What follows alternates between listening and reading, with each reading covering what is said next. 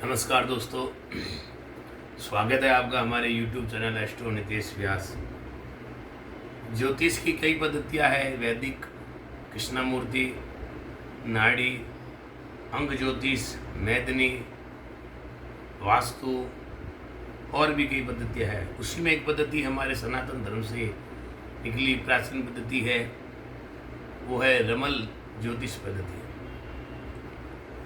यह जो पद्धति है सामान्य हम वैदिक में देखते हैं 16 प्रकार के भाव इसमें बतलाए गए हैं, लेकिन हमारे वैदिक में 12 भावों की चर्चा की गई है। लेकिन रमल पद्धति में 16 भाव निर्णय के लिए लिए जाते हैं। विशेष तिथि मुहूर्त में, शुभ मुहूर्त में जो पासे फे करके और जो जातक प्रश्न पूछने आता है उसके प्रश्न का जवाब 16 भावों की शक्लों के द्वारा दी जाती है। इस पद्धति के में पासों का प्रयोग किया जाता है जो पंच धातु या अष्ट धातु से बने जाते हैं, मेष सायन में, और कौड़ी से भी इस पद्धति का सकल रमल प्रस्तार का हम निर्णय कर सकते हैं। एक पद्धति इसमें और है जिसे हम रमल कार्ड्स के द्वारा जो है प्रश्न का जवाब आगम और निर्गम से दे सकते हैं। इसके साथ एक और है, अगर हमारे पास ये कुछ भी नहीं हो तो जातक से एक स्वर में जो है, एक स्वर में एक पेपर पर सांस रोक के और बिंदु या डैश बनवाए थे। जैसे जातक ने सांस रोका, जब वह सांस छोड़े तब उसके बाद जितने बिंदु बने या डॉट बने उसको सम या विषम में गणना करके और एक शकल का निर्माण कर सकते हैं। रमल के अंदर जो है रमल 32, रमल 52, रमल 16 का भी प्रयोग होता है।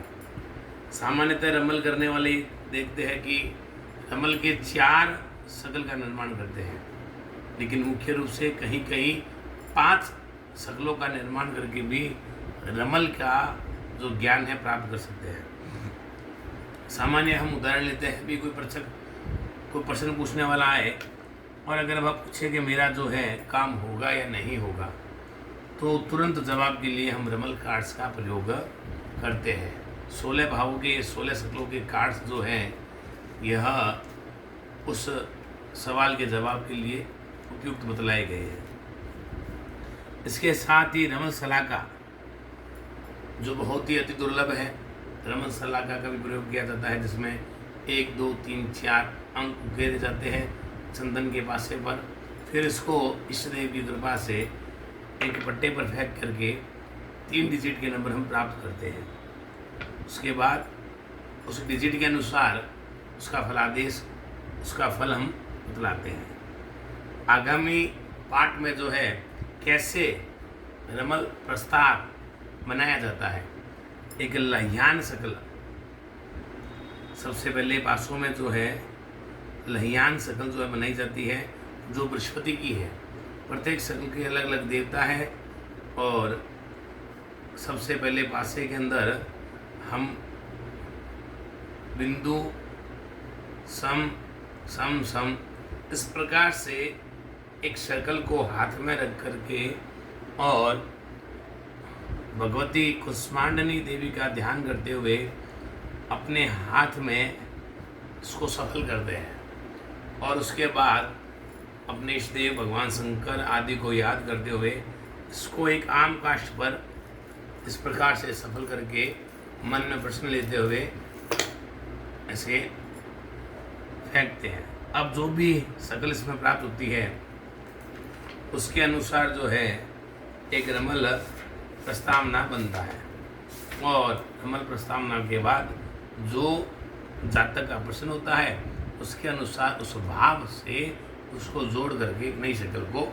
प्राप्त किया जाता है और उसका फलादेश दिया जाता है।